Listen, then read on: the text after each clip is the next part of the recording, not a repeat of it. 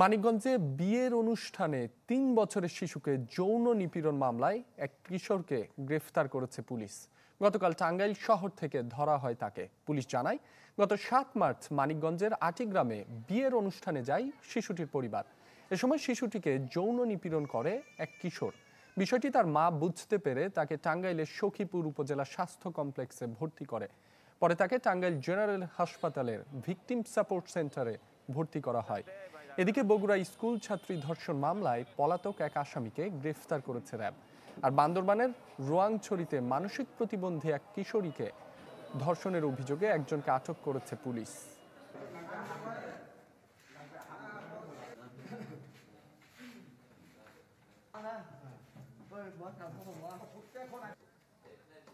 উৎসবের খুশি হবে নগদে বেশি, কারণ ঘন্টায় ঘন্টায় আছে গিফট জেতার সুযোগ।